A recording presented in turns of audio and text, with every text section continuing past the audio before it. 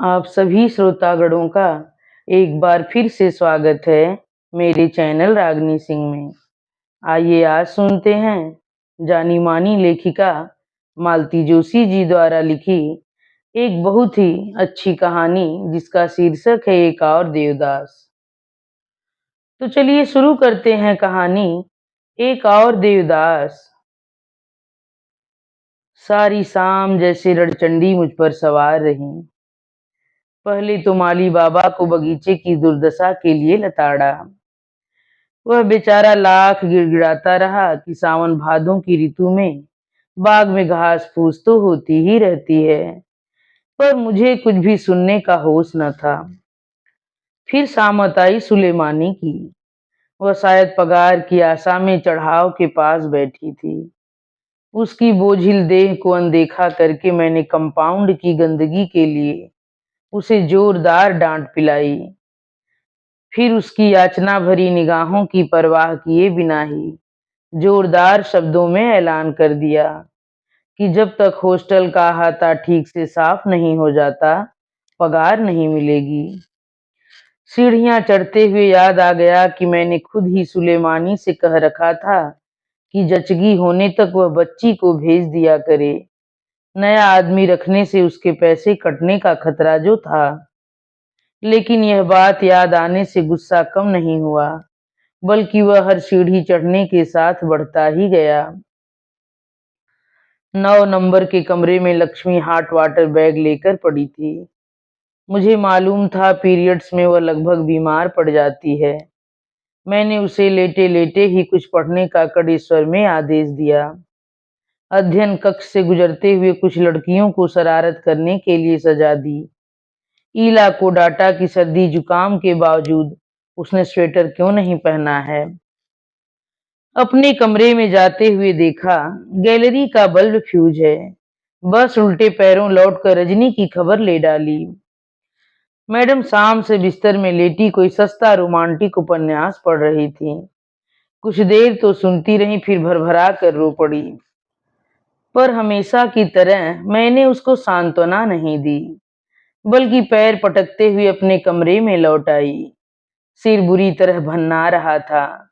दिमाग की नसें इतनी तन गई थीं कि लगता था फट पड़ेंगी।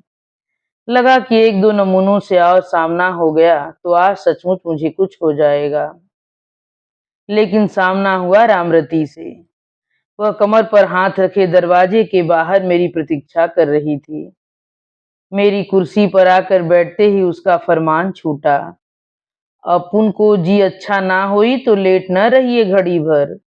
बिना बात के रिसियाए रही तब से।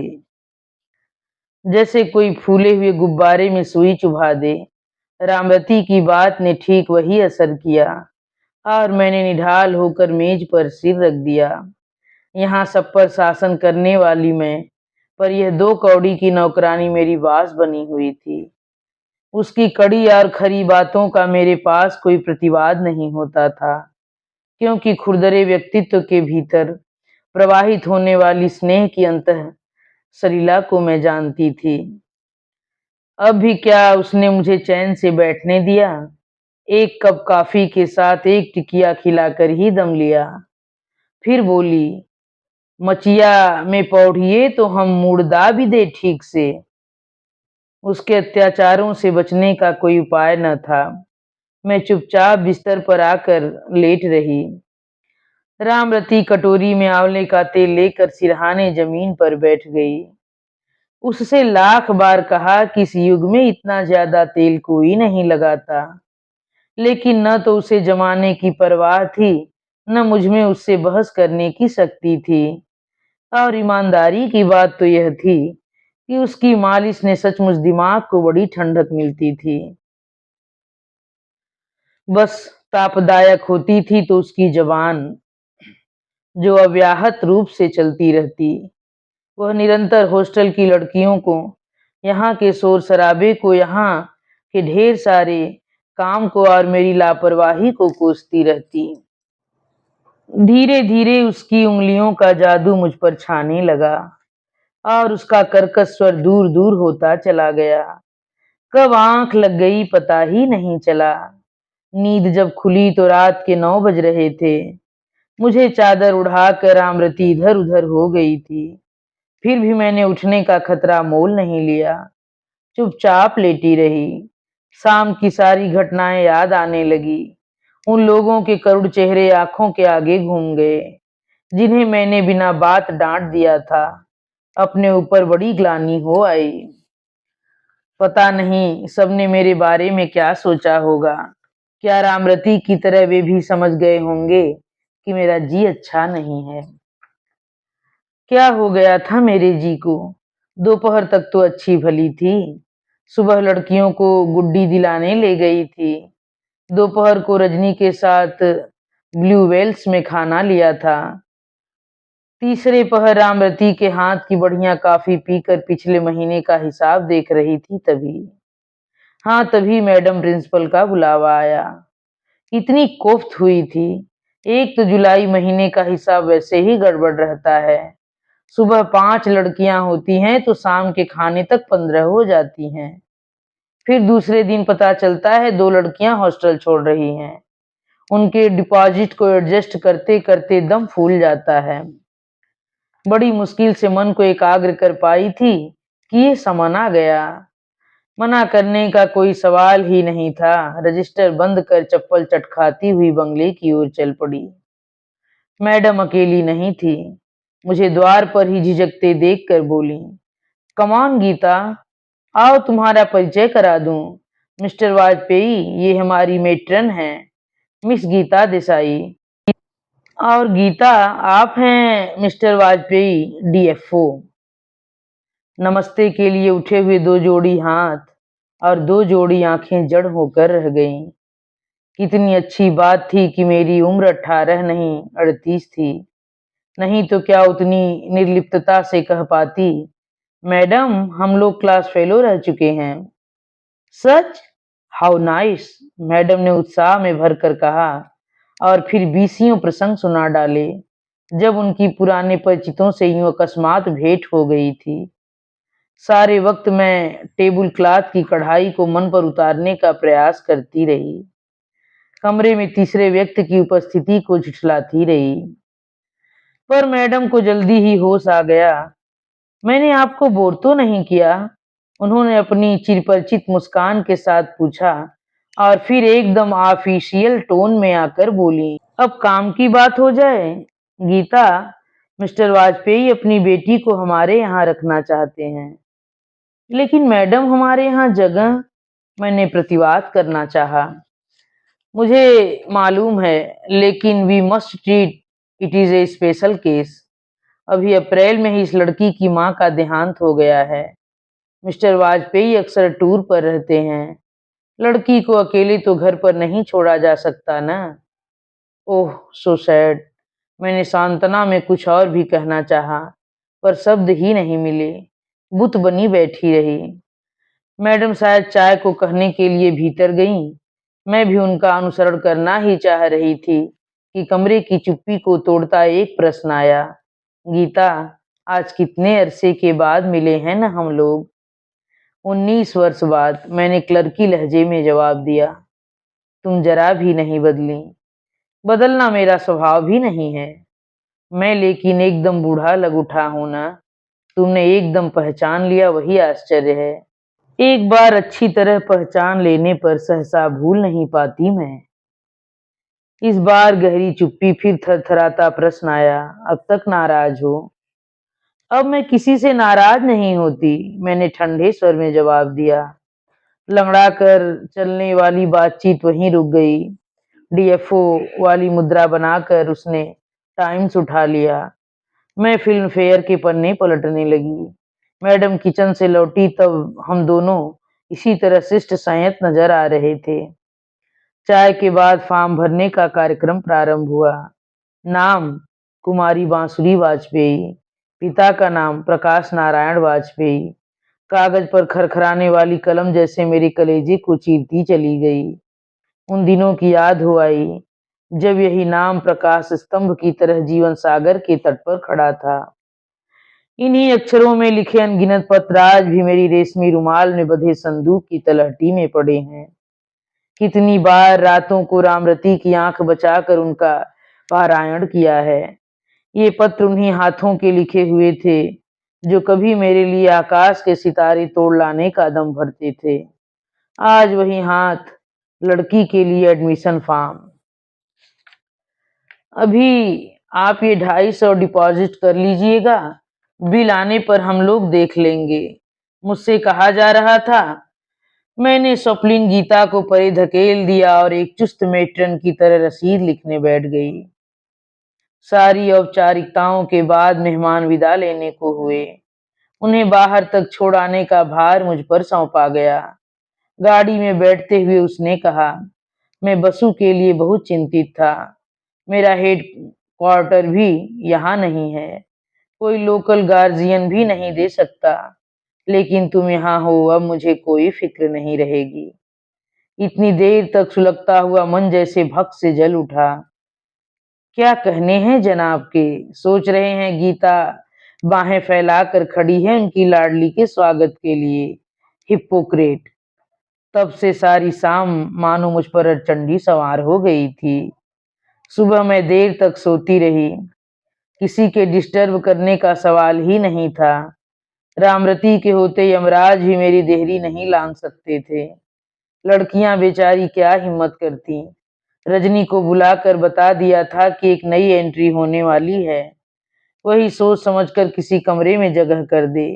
फॉर्म वगैरह भी मैंने उसे ही सौंप दिए। अचानक इतना बड़प्पन पाकर रजनी फूल गई। शाम की घटना से मुरझाया उसका चेहरा एकदम खिल उठा। उसका यही बच्चों का सा स्वभाव मुझे बांधे हुए था, अन्यथा काम के नाम पर वह जो भी करती थी वह सब शून्य ही था। नौकरी उसके लिए मजबूरी थी। कच्ची उम्र में वैधव्य का दाग लेकर जब वह मेरे पास आई थी तो मेरा मन पसीज उठा था। मैडम से कह सुनकर अपने असिस्टेंट के तौर पर मैंने उसे रख लिया था, पर एक दिन को भी उसका मन हॉस्टल की चार दीवारी में नहीं रम सका था। उसकी बड़ी बड़ी आंखें हमेशा दिवा सपनों में खोई रहती। जीवन में उसे जो न मिल सका उसे वह रूमानी उपन्यासों या चलचित्रों में ढूंढा करती। इसी कारण मुझे उस पर प्यार भी आ जाता था। इसी बात पर वह मेरी डांट भी खाया करती थी। रजनी को विदा कर मैंने फिर सो जाने का नाटक किया, पर लगा जैसे सारी संवेदनाएं किसी अनाम बिंदु पर एकत्रित हो रही हैं। मैं खुद समझ नहीं पा रही थी कि मुझे क्या हो रहा है। तभी गेट पर वह हार्न सुनाई दिया। मस्तिष्क का तनाव एकदम कम हुआ जा रहा था। मुझे अपने ऊपर क्रोध भी हुआ और आश्चर्य भी। एक ही दिन में उस हॉर्न को पहचानने लगी थी। इंडिफरेंट होने का इतना बड़ा नाटक रचकर भी अनजाने में केवल उसकी प्रतीक्षा ही कर रही थी। मेरे लाख विरोध करने के बावजूद मेरी कल्पना उसे गाड़ी से उतरते देख रही थी। तब से लेकर बेटी से विदा लेने के अंतिम दृश्य तक सब कुछ मैं अपने मानस पलट पर देखती रही। जब तक गाड़ी वापस नहीं चली गई मेरा मन मेरा अपना नहीं रह गया था। कमरे का एकांत जब एकदम असहाय हो उठा था तो मैं शॉल लपेट कर नीचे उतर आई। अहाते में स्कूल बस तैयार खड़ी थी और लड़कियां एक एक कर नीचे उतर रही थीं। रोज की तरह मैं सीढ़ियों के सामने वाले खंभे से टिककर खड़ी हो गई। तब मैंने उसे देखा। सबसे पीछे वह धीरे धीरे उतर रही थी। आंखों में रुलाई के लाल डोरे अब भी थे। चेहरा म्लान था, फिर भी ऐसा लग रहा था मानो लावण्य का एक पुंज नीचे उतर रहा हो। आंखों में चकाचौंध भरने वाले उस रूप को देखकर ख्याल आया, इसकी माँ भी इतनी ही सुंदर रही होगी। मन में एक अजीब सा विचार उठा कि परिवार ही मर्यादा और गुरुजनों की इच्छा के नाम पर उसने प्रकाश ने जो सौदा किया था वह घाटे का नहीं रहा। कितनी स्वीट है ना। रजनी के इन शब्दों से मुझे होश आया कि मैं अनिमेष नेत्रों से उस मुग्ध सौंदर्य का अनुसरण कर रही हूँ। फिर एक बार अपने ऊपर क्रोध आया। कुछ तीखी बात कहकर इस प्रशंसा को झुठलाने का प्रयास करना चाह रही थी, पर रजनी ने अवसर ही नहीं दिया। उसकी कमेंट्री अभी जारी थी। दीदी, आपने इसके फादर को देखा? क्या टॉप पर्सनालिटी है। एकदम एक एक्टर जैसे लगते हैं, कितने यंग दिखते हैं। विश्वास ही नहीं होता इतनी बड़ी लड़की के पिता हैं। मैंने आहत होकर रजनी की ओर देखा पर मेरी व्यथा से बेखबर उसकी आंखें एक स्वप्निल चमक से भर उठी थीं। पुरुष मात्र उसका वीक पॉइंट था। शादी के 3-4 महीनों में उसका स्वर्गीय पति उसके मन में अपनी अमिट याद नहीं छोड़ सका था, पर उसके मन में अपनी जाति के प्रति मोह अवश्य जगा गया था। रूढ़िवादी परिवार से विद्रोह करने का साहस जुटा पाती तो रजनी कब की दूसरी गृहस्थी बसा चुकी होती। उसकी यह कमजोरी मेरे लिए कभी-कभी चिंता का विषय बन जाती, पर इस बार मैंने उसका बैसाखी की तरह उपयोग किया। मेट्रन होने के नाते पालकों के अक्सर सामना हो ही जाता था, पर जब भी बन पड़ा मैंने रजनी को प्रकाश से निपटने भेज दिया। फिर देर रात तक उसके मुंह से मिस्टर वाजपेयी की गुणगाथा सुनते रहने का दंड भी मुझे भुगतना पड़ता, पर उसके सामने अपना संतुलन बनाए रखने की अपेक्षा ये अधिक सरल लगता था।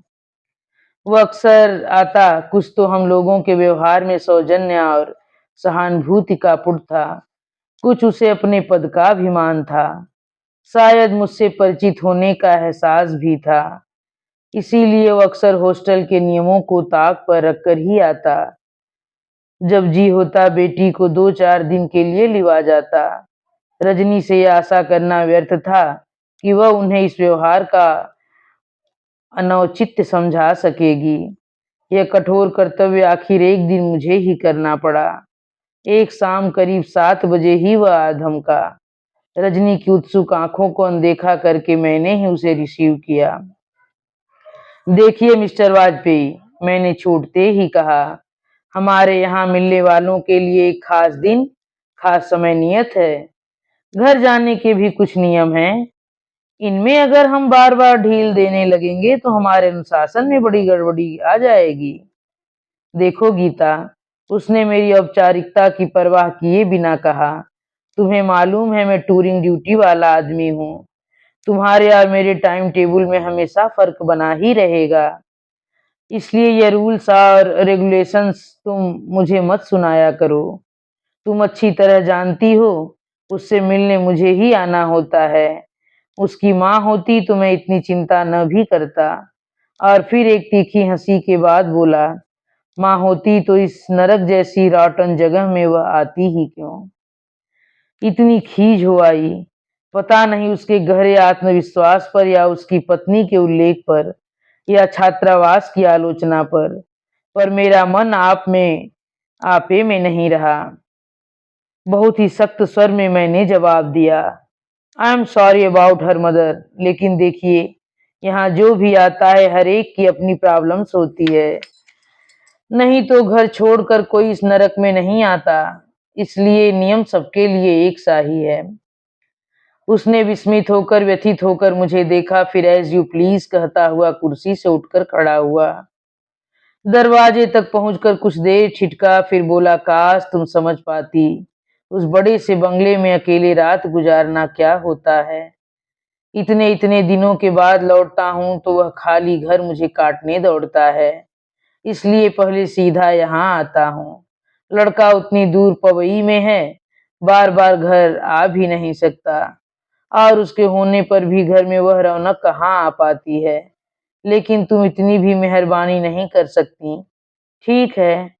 और वह एकदम पलटकर सीढ़ियों की ओर बढ़ गया। उसके कंधे एकदम झुक आए थे और पैर मन मन भर के हो रहे थे। मैं पत्थर की मूर्ति बनी खड़ी उसे देखती रही। इच्छा हुई कि दौड़कर बसु को बुला लाऊं और उसके साथ भेज दूं, पर हिल ही न सकी। डर लग रहा था, पता नहीं क्या कर बैठूंगी। सारी बात कहते हुए उसकी आवाज, उसकी आंखें कैसी गीली गीली हो आई थी। चेहरा एकदम वही 20 साल पहले वाला हो गया था, जब वह जरा भी उदासीनता का आभास पाकर व्यथित हो उठता था। उसका रूठना, उसकी शिकायतें, उसके उलाहने तब भी मुझे इसी तरह मथ जाते थे। तब उसे मनाने का एक ही तरीका होता, उसके घुंघराले बालों वाला सिर दोनों हाथों में थाम कर। पी कार के कर्कश हार ने एकदम मुझे वर्तमान में ला खड़ा किया। उस कर्ण कटु आवाज से पता लग रहा था जाने वाला यहाँ से किस मूड में गया है। चौंक कर मैंने इधर-उधर देखा, अभ्यागत कक्ष के आसपास सब शांत था। निश्चिंत होकर मैंने अपने कमरे की राह ली।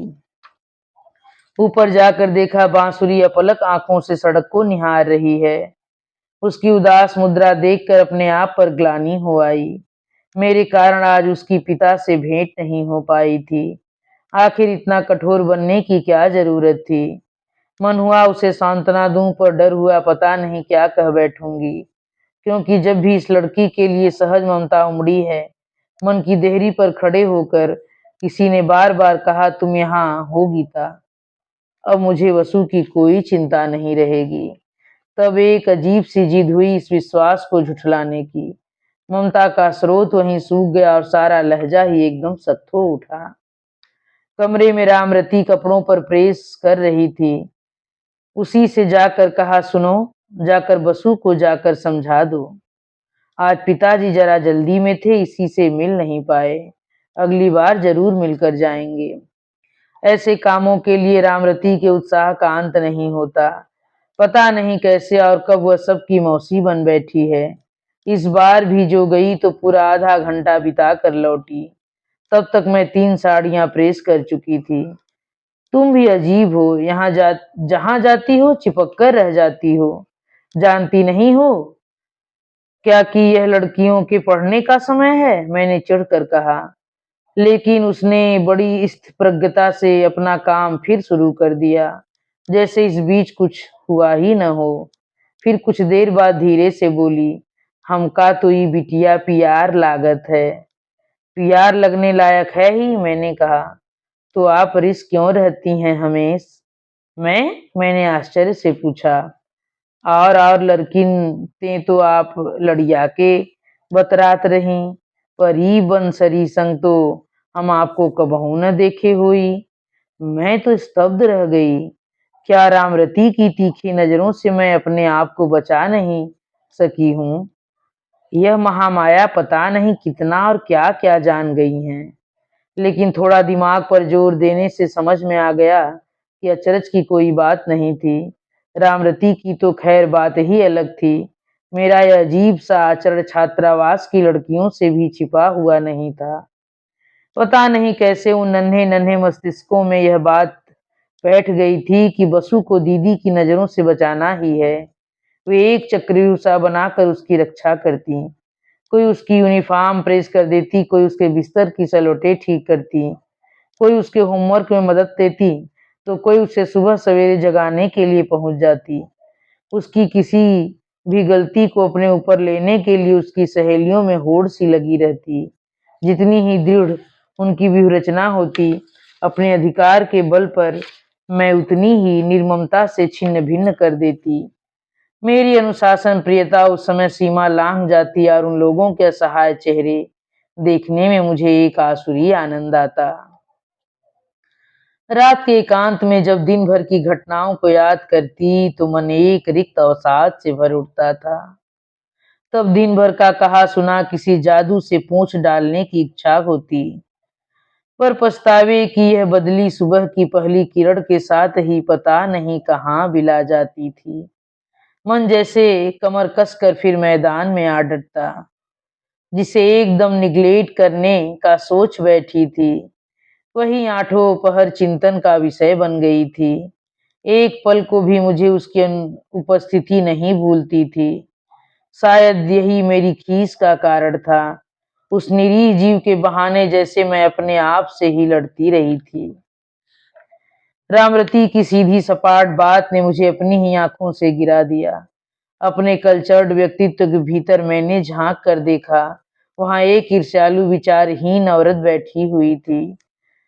सारा का सारा अवचेतन एक अनदेखी अनजान नारी के प्रति ईर्ष्या से लबालब भरा हुआ था। यह बहुत गर्व करने लायक बात न थी। उसके बाद पता नहीं कितने दिनों तक मैं अपने आप में खोई रही। वे दिन हॉस्टल के लिए रामराज्य रहे होंगे। दिन भर गुमसुम बनी मैं आत्मविश्लेषण करती रही। कहीं बहुत गहरे एक अपमानजनक अनुभूति थी कि प्रकाश ने उम्र का एक लंबा पड़ाव पार कर चुकने के बाद भी मुझे प्रतीक्षा में आंखें बिछाए देख लिया है। उसके फिर एक एकाकी पड़ जाने में एक क्रूर संतोष अनुभव होता था। इसी अनुभूति के साथ एक पतली सी आशा की डोर भी लिपट गई थी। एक संपूर्ण एहसास को दिन भर नकारते रहने से ही मन यूं श्रांत क्लांत हो जाता था। दशहरा दिवाली की छुट्टियों को लेकर हॉस्टल एक सुखद हलचल से भर उठा। तब कहीं जाकर मेरी भाव समाधि टूटी। उन दिनों काम का कोई अंत नहीं था। 2 दिन पहले से लड़कियां घर जाने लगी थीं। सामान मेरा भी बद रहा था। मेरा सेट प्रोग्राम था। ये छुट्टियां मैं भैया के पास बंबई में बिताती। गर्मी की छुट्टियों के 2 भाग होते। मई में बड़ी दीदी के पास बेंगलोर में रहती। जून में छोटी दीदी के पास दिल्ली में पड़ाव डलता। इस बार रजनी भी मेरे साथ जा रही थी। बम्बई देखने की बरसों की साध थी उसकी। छुट्टी से एक दिन पहले शाम को मैडम ने मुझे बुला भेजा। गीता, मिस्टर वाजपेयी का टेलीग्राम आया है। वह दशहरे के बाद ही आ सकेंगे। आई एम अफ्रेड तुम कल नहीं जा सकोगी। अच्छी मुसीबत है। इतने दिनों का जब्त किया हुआ गुस्सा उफन कर बाहर आने लगा। I am sorry. वैसे उन्होंने अपने एक मित्र का पता भी दिया है, पर अब तक तो उसका कोई लोकल गार्जियन नहीं था। ऐसी हालत में हम लड़की को वहां कैसे भेज सकते हैं? मैं चुप रही, कहती भी क्या।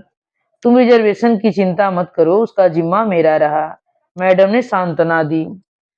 सिर्फ रिजर्वेशन की ही तो बात नहीं है मैडम। भैया भाभी कितने निराश होंगे। उत्तेजना के कारण मुझसे बोला नहीं गया। ऐसी बात है तो बांसुरी को मेरे पास छोड़ जाना। मैं तुम्हारी जिम्मेदारी शेयर कर लूंगी। उनके स्वर में ऑब्लिगेटरी टोन था।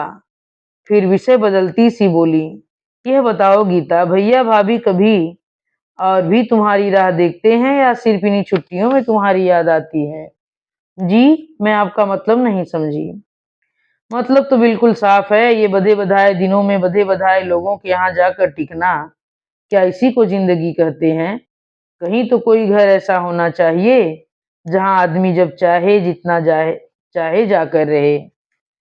जहां अपने स्वागत के लिए भारी भरकम प्रेजेंट्स की कीमत न चुकानी पड़े। जहां तुम आप यह सब मुझे क्यों सुना रही हैं? मैंने घबरा कर कहा। मुझे कभी किसी घर की कमी महसूस नहीं हुई। इसलिए कि तुम्हारे पास हॉस्टल के 2 कमरे हैं जो तुम्हारे अपने हैं, लेकिन ये तुम्हारी नौकरी के साथ हैं। जिस दिन नौकरी न रहेगी ये भी नहीं रहेंगे। तब कहाँ जाओगी, कुछ सोचा है? उसके लिए तो अभी अरसा पड़ा है मैडम।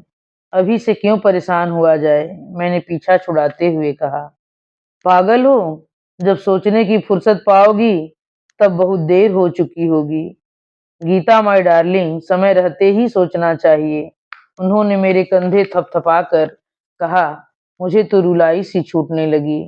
मैडम इन दिनों बहुत भावुक हो चली थीं। उनका एक्सटेंशन पीरियड भी समाप्त होने को था। अपने भावी एकांतवास की कल्पना मात्र से वे घबरा उठी थीं। इसी से शायद अपनी प्रिंसिपल की कुर्सी से उतरकर ये मेरे ऊपर इतना स्नेह उड़ेल गईं। मेरे लिए उनका प्यार, उनकी चिंता नई नहीं थी। 15-16 वर्षों के लंबे समय में वे मेरे लिए अफसर नहीं रह गई थीं, बड़ी बहन बन गई थीं। इसी बीच उन्होंने बीसियों बार मुझे समझाया था। कई बार वे मेरे लिए प्रपोजल्स लाई थीं। कई बार उन्होंने मुझे लोगों से इंट्रोड्यूस करवाया था। अपना मोटा सा चश्मा लगाकर टाइम्स का मैट्रिमोनियल्स वाला पेज पढ़ना तो उनकी खास हॉबी थी। पर आज की तरह कातर उन्हें पहले कभी नहीं देखा। इसी से शायद आज वे मुझे भीतर तक मथ गईं। घर जाने की इच्छा जैसे मर ही गई। कार्यक्रम के हेर-फेर की बात सुनकर रजनी पहले तो मुंह लटका कर बैठ गई, लेकिन ज्यादा देर तक उदास होकर बैठना उसके स्वभाव में नहीं था।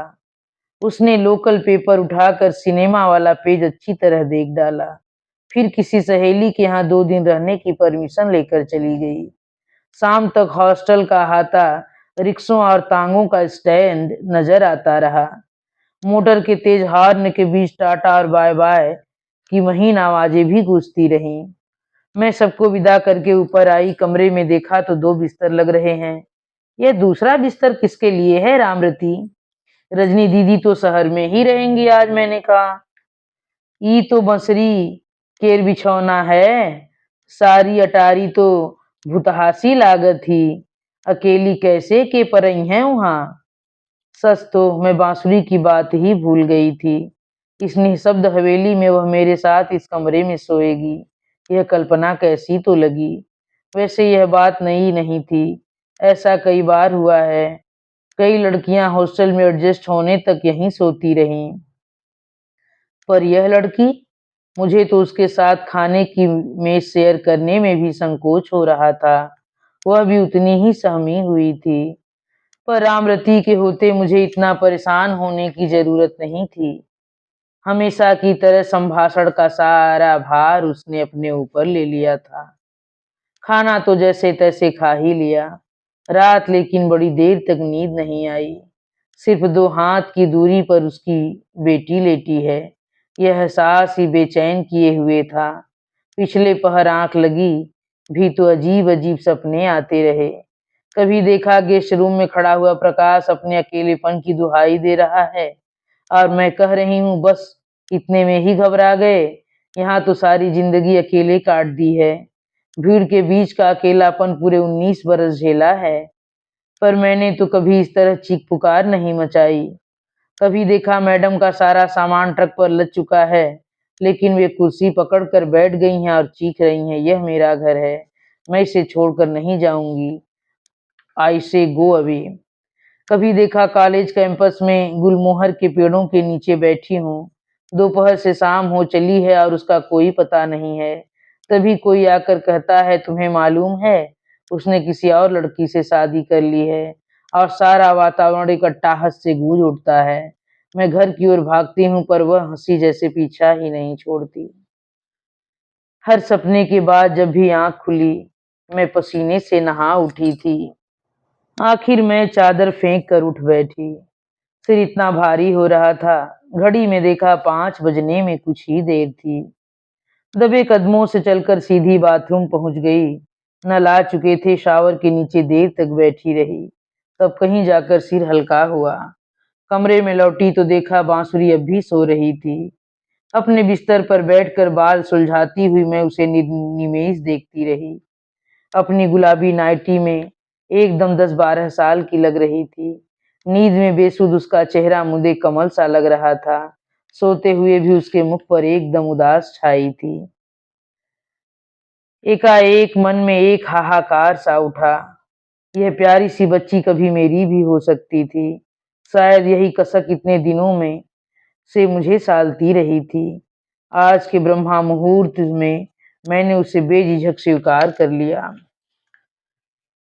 एतिक भिनसारे से नहावे की कौन जरूरत रही आज, छुट्टी ना हुई का आज। रामरती के कर्कश स्वर से सिर्फ मैं ही नहीं, चौकी बसु भी हड़बड़ा कर उठ बैठी। रामरती पर इतना गुस्सा मुझे कभी नहीं आया होगा। जरा धीरे नहीं बोल सकती महारानी तुम? सारा मोहल्ला जगा कर रख देती हो, मैंने चिढ़कर कहा। फिर बसु से बोली, ये हॉस्टल नहीं है, मेरा घर है। यहाँ इतनी जल्दी उठकर करोगी भी क्या? बिस्तर बिछा लो, फिर से और सो जाओ। उसने बिस्तर तो बिछा लिया, पर सोई नहीं। सहमी सहमी आंखों से कभी मुझे और कभी रामरती को देखती रही। उधर रामरती का अखंड पाठ शुरू हो गया था, और मुझे इच्छा हो आई उन झील सी उदास और गहरी आंखों में अपने लिए प्यार और विश्वास की झलक देखने की। सोचा, पता नहीं ये लड़की मेरे लिए मन में कितनी नफरत, कितना तिरस्कार लिए बैठी है। आज एक बारगी सारे अविश्वास, सारी घृणा मिटा देनी होगी। रामरती जब पल भर को सांस लेने के लिए रुकी, तो मैंने अवसर का लाभ उठाकर कहा, बसु को तो आज बड़ा मजा आ रहा होगा ना?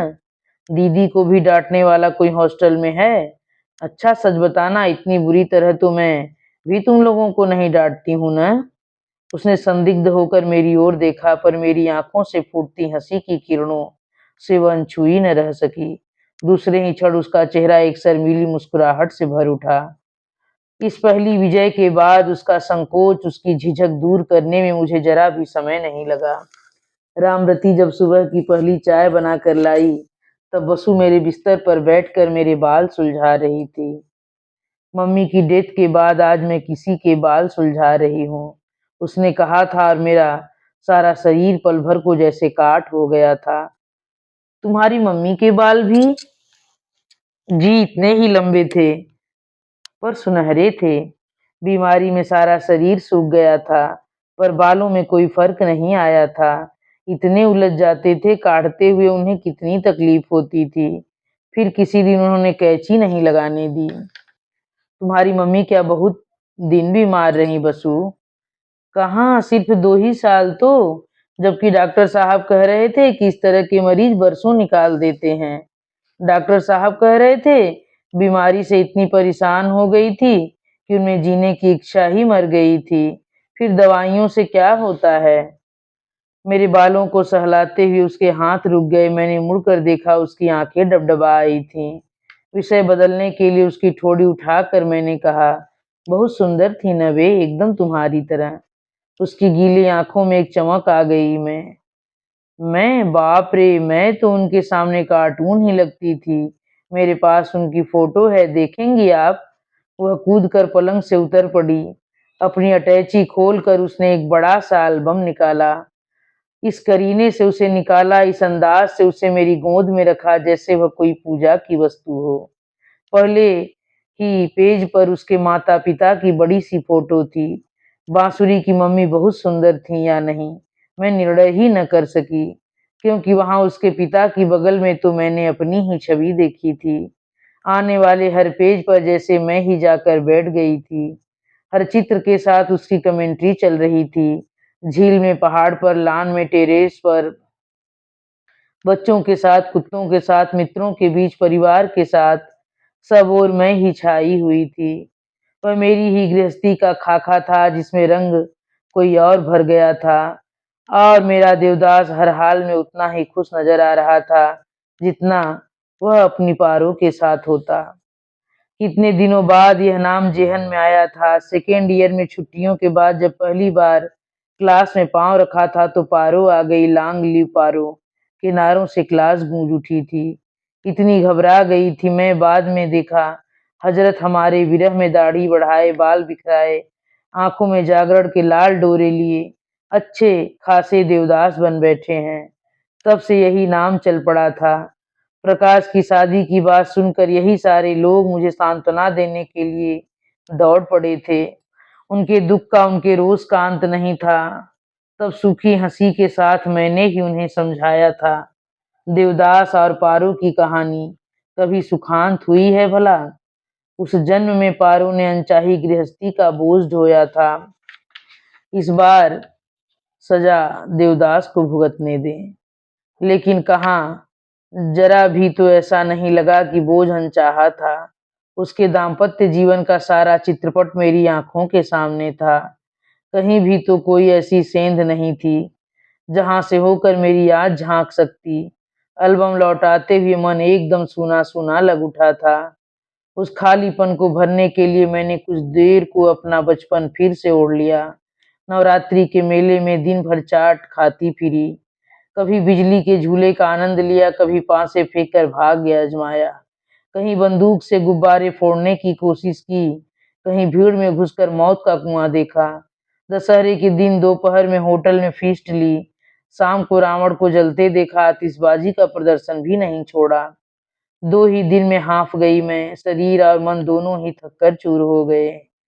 दशहरे के दूसरे दिन पिक्चर का प्रोग्राम था, पर नहीं जा सकी। रामरती को ही बसु के साथ भेज निढाल होकर पड़ी रही। उनके जाने के बाद रजनी सहेली के यहाँ से लौट आई थी, पर मुझे सोया जानकर कमरे में चली गई थी। पर मैं सोई नहीं थी। 5 बजे के करीब गेट पर जब वह परिचित हॉर्न बजा था, उसे मैंने तुरंत ही सुन लिया था। चौकीदार जब खबर देने के लिए ऊपर आया, उस समय मैं नीचे जाने के लिए तैयार हो चुकी थी। नीचे जाते हुए मैंने रजनी के कमरे में झांक कर कहा, रजनी प्लीज थोड़ी देर बाद नीचे चाय भिजवा सकोगी? रामरती बाहर गई और नीचे मिस्टर वाजपेयी आए हैं। नीचे गेस्ट रूम में दोनों हाथ पीठ पर बांधे वह खड़ा कमरे की तस्वीरें देख रहा था। अरे, यह क्या? अब तक खड़े हो? मैंने कुर्सी सरकाते हुए कहा। सोचा शायद बिना परमिशन बैठना नियम के अनुकूल न हो। उसने बैठते हुए व्यंग किया। पिछली मुलाकात शायद उसके मन में अब भी ताजा थी। मैंने उसकी बातों को अनसुनी करके कहा, थोड़ा वेट कर सकोगे ना? बसु मैटिनी गई है। अकेली? नहीं तो मेरी मेड सर्वेंट साथ है। उसके रहते चिंता की कोई बात नहीं है, वह मुझसे भी ज्यादा खौफनाक है। मोस्ट फार्मिडेबल। मेरी इस बात पर हम दोनों हंस पड़े, वातावरण कुछ हल्का हो गया। चाय तो लोगे ना? मैंने बनाने के लिए कह दिया है। जब बन ही रही है तो जरूर ले लूंगा। लेकिन आज बात क्या है? आज तो हम मिस्टर वाजपेयी भी नहीं रहे और हमारे लिए चाय वाय भी बन रही है। उसने हंसकर कहा। कनपटी के पास सफेद पड़ते बालों के बावजूद उसकी आंखों में वही पहले की सी शरारत उतर आई थी। बात तो कुछ नहीं है, छुट्टियां चल रही हैं। छुट्टियों में मैं मेट्रन नहीं रह जाती। मैं इस समय सिर्फ गीता हूँ और गीता अपने पुराने मित्रों को चाय पिला सकती है। मैं अपनी झेप मिटाते हुए बोली, दरअसल मुझे याद ही नहीं रहा था कि इससे पहले मैं बड़ी फॉर्मल हुआ करती थी। So we friends again? Good. उसने चांदी का सिगरेट केस खोलते हुए कहा। कीमती तंबाकू का धुआं वातावरण में घुलने लगा। तुम्हें कोई एतराज तो नहीं? पहला कस खींचने के बाद उसने कहा। नहीं, वैसे तो यह बात सिगरेट सुलगाने से पहले पूछी जाती है। मैंने चुटकी ली। सॉरी। दरअसल जिस सर्कल में मैं मूव करता हूँ न, वहाँ इन बातों की कोई आवश्यकता नहीं पड़ती है। Drinks and cigarettes of common vices. पीते भी हो? मैंने पूछा। हाँ, कंपनी देने के लिए पीनी भी पड़ती है। प्लीज ये मेट्रन वाली शक्ल मत बनाओ। तुम एजुकेशन डिपार्टमेंट वालों में यही तो बुरी आदत है, बात बात पर उपदेश देने लगते हो। और वह एकाएक चुप हो गया।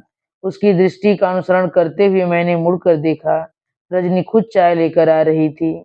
उसके चेहरे की ताजगी देखते बनती थी। जाहिर था कि उसने प्रसाधन पर काफी श्रम किया है। ऑरेंज कलर की जापानी जॉर्जेट उसने सीधी पल्ले में पहन रखी थी।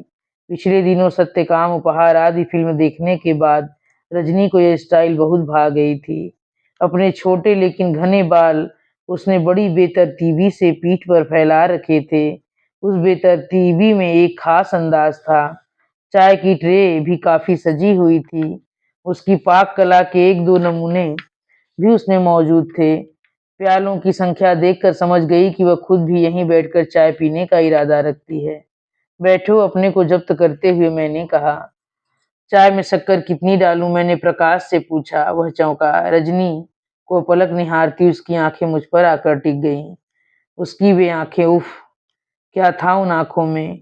वे उस पति की आंखें नहीं थी जो 6 महीने पहले अपनी पत्नी को चिता की सेज पर सुला चुका है। वे उस व्यक्ति की आंखें भी नहीं थी जो 19 वर्ष बाद अपनी पूर्व प्रियतमा से मिला है। वे आंखें थी एक पुरुष की, सिर्फ एक पुरुष की। दो नारी शरीरों को तोलती हुई पुरुष की आंखें थी वे। उन आंखों को परखने में कभी कोई स्त्री गलती नहीं करती। गलती मैंने भी नहीं की और मेरा मन वितृष्णा से भर उठा। गलती रजनी ने भी नहीं किया और लज्जानत होकर आंचल के छोर में उंगलियां लपेटने का नाटक वह देर तक करती रही। मैं उसके अभिनय को समझ रही थी। उसका दर्प भी मुझसे छिपा नहीं था। अपनी रूप गंध से मेरा व्यक्तित्व पे एक छड़ी बनाकर उसे बड़ा गर्व अनुभव हो रहा था। चाय की औपचारिकता को जैसे तैसे समाप्त करने के बाद मैंने कहा, बहुत बहुत थैंक्स रजनी। रामरती के हाथों की चाय लगातार पीते रहने के बाद आज की चाय तो अमृत का स्वाद दे गई। अच्छा, ऐसा करो, अब जल्दी से आकर सामान बांट डालो। मिस्टर वाजपेयी के आगमन के साथ ही हमारी यहाँ की जिम्मेदारियां समाप्त हो गई हैं। बहुत बेमन से ही रजनी का कमरा छोड़कर जा सकी। उस पागल लड़की पर मुझे तरस आ रहा था। अभी अभी किसी गाफिल क्षण में प्रकाश का जो रूप मैंने पकड़ लिया था वह बहुत ही घिनौना था। उसके बाद उसके सामने बैठना मेरे लिए भी एक यंत्रणा थी। रजनी बहुत ही प्यारी लड़की है। देखो न, इतनी छोटी सी उम्र में ही उसे कैसा दुख देखना पड़ा है। You know she is widow. अगर कोई अच्छा-सा लड़का नज़र में हो तो बताना। मैंने उसकी थाह सी लेते हुए कहा। श्योर, श्योर, उसने सिगरेट सुलगाते हुए कहा। And what about you? मतलब तुम अपने बारे में भी कभी सोची हो? मुझे डर हुआ कि वो अपना 20 साल पुराना प्रस्ताव फिर से दोहराने जा रहा है। कम से कम इस समय मैं उससे सुनने के मूड में नहीं थी। इसलिए मैंने उत्तर दिया, मैंने अपने लिए जो रास्ता चुना है खूब सोच समझ कर ही चुना है। मेरा टेम्परामेंट बिल्कुल अलग है। यह घर गृहस्थी का झंझट मुझे कभी रास नहीं आया। सच कह रही हो, तुम जानते हो मैं झूठ कभी नहीं बोलती। उसने छुटकारे की एक लंबी सांस ली। मेरी नज़र बचा कर ही ली थी, इसलिए मैंने देखकर भी अनदेखा कर दिया। गीता, आज मन से एक बड़ा-सा बोझ हट गया। कैसे? उस दिन प्रिंसिपल मैडम के बंगले पर तुम्हें पहली बार देखा, तब से बड़ा गिल्ट फ़ील कर रहा था। सोचा था तुम्हारे साथ फिर एक अन्याय करने जा रहा हूँ। उस बार तो परिस्थितियों पर मेरा नियंत्रण ही नहीं था। इस बार जब तुम मिली तब पीछे लौटने का उपाय नहीं रह गया था। मैं समझी नहीं। मैं जनवरी में शादी करने जा रहा हूँ। क्या? मैं तो अवाक रह गई थी। प्रकाश, तुम्हें? Please Geeta, I am fed of criticism. I have had enough of it. What I require is a little sympathy. Give it if you can. मैं क्रिटिसाइज नहीं कर रही थी, मैं सिर्फ बच्चों के बारे में सोच रही थी, मैंने धीरे से कहा। हर कोई बच्चों के बारे में सोचता है। मेरे लिए सोचने के लिए जैसे कुछ ही है ही नहीं। बच्चों के सामने अपनी पढ़ाई है, करियर है, फ्यूचर है। मेरे पास क्या है? My life has become a vacuum. बच्चे छोटे होते तो उन्हें पालने का काम तो सिर पर होता। अब क्या है? वह बोलते हुए हाँफ गया था। बच्चे छोटे नहीं हैं, यही तो बड़ी चिंता का विषय है। वे बड़ी डेलिकेट उम्र से गुजर रहे हैं।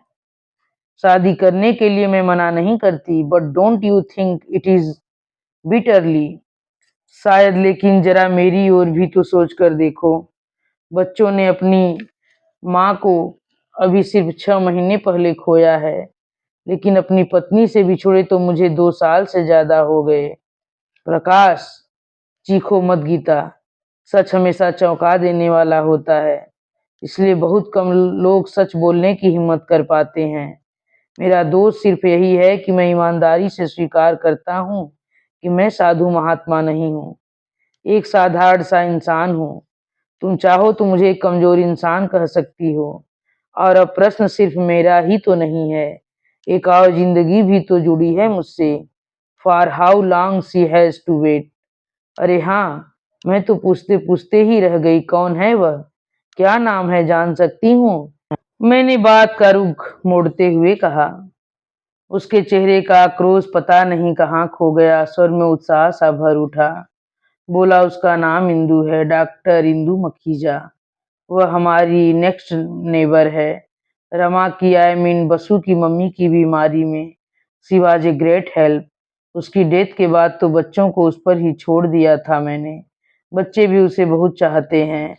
I am sure they will welcome her in the family. उसकी बातें मैं कानों से सुन भर रही थी।